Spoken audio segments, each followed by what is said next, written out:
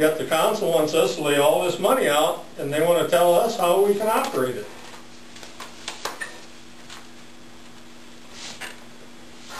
And I shouldn't say the council, because I don't think you guys do.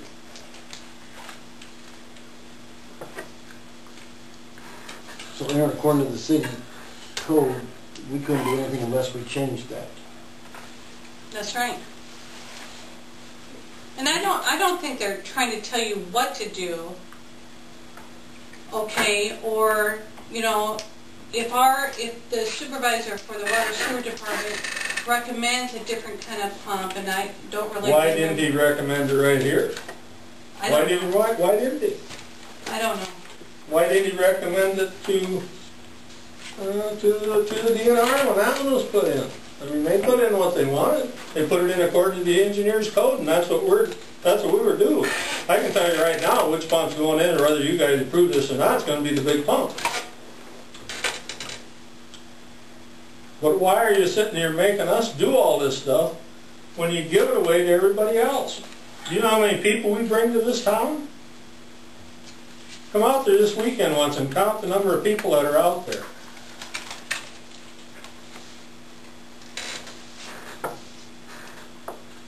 Yet the city wants us to jump through all the little hoops and dot all the little I's.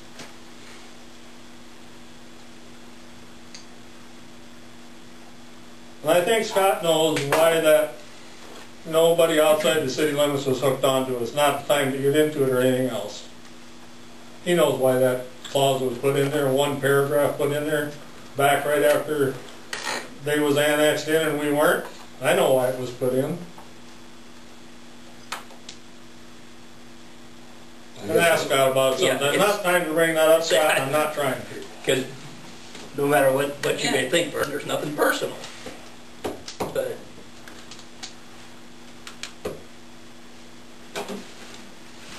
so we're going to... I called Mike and asked him a question, and I don't know if you can answer for him, Vern. Is annexation out of the question? I think that I've talked to several councilmen here, and they know it is not out. Can I tell you it's in there? You know why I don't want to tell you it's in there. At least they know it.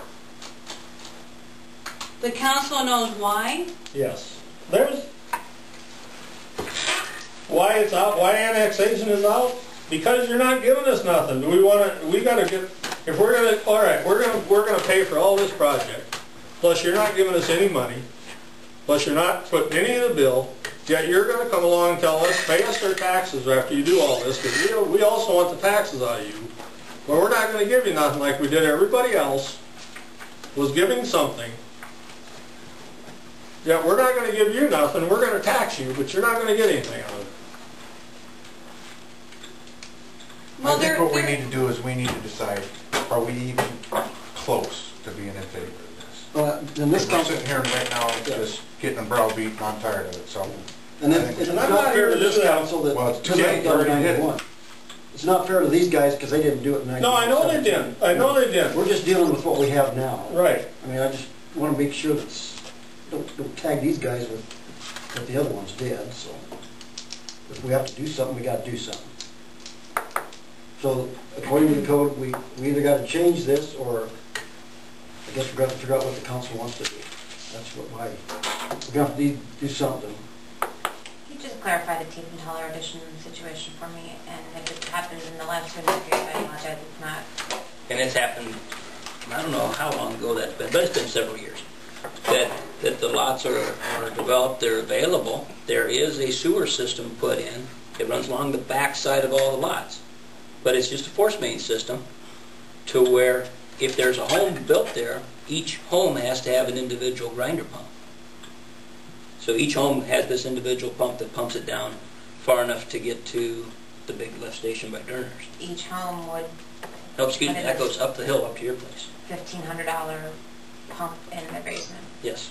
Now, it's also recorded on all of those properties that they got to put this pump in, and the pump always remains the responsibility of the property owner. Because we've got a couple of those out around the lake too, and like Clausen's and Roger Peterson's, that type of stuff, they run off these grinder pumps. but the grinder pumps are the responsibility of the property owner. And that couldn't work here because Too many to put on the. At larger scale. Too many. Yeah. And these grinder pumps are really individual. They're sized for an individual home. based on the size, square footage, capacity of the home, that's how big, because it could be a $3,000 pump if it's a large home, or the $1,500 pump that they have in that house today. I mean, I'm just, again, trying to put a scale to it. They kind of have some standard units, I think, that can pretty much accommodate a home, and runs around $1,500. Okay, right here, we gotta have, the council has to change this right to the annexation thing. Isn't that correct? This is what we gotta do. We either gonna do that or not. And then we vote on this. Well, we have to do one or the other. We have to do that. Especially if the council wants to get rid of this annexation clause. Correct? Is that a resolution we have to vote on 3 damn times? Yeah, it could be a new ordinance. I would say if you don't want to annex in, then yes. That's why I keep asking that Okay, question. so that's, okay, because we're not gonna spend all night here. Either somebody's gonna have to move that we do that 3 damn times and then do this, or... Just as a procedural issue, we would, if we need to have an ordinance, an ordinance to amend it, an amending ordinance, we got to have that on the regular agenda, and it needs to be considered 3 separate times, or it needs to have the readings waived. So it can happen in as little as 1 meeting. If it's read 3 separate times, it's the 3 meeting deal. But if you felt like you wanted to have some action tonight, a suggested action would be to have me prepare an ordinance for consideration at the next council meeting. And because you can't take any action on an ordinance tonight. What would Public has to give the you ordinance be?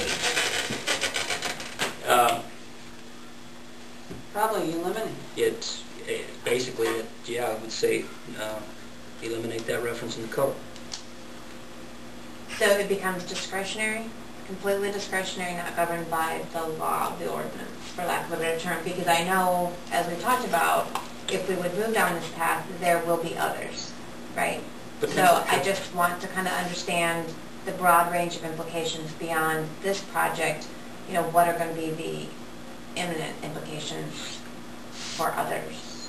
Yeah. So as we further evaluate our sewer code, and up here at the top is this regulation that says no new hookups outside the city limits, most recently adopted ordinance. But also within the section, there is another section in the sanitary sewer code that says the city can negotiate with folks outside the city limits.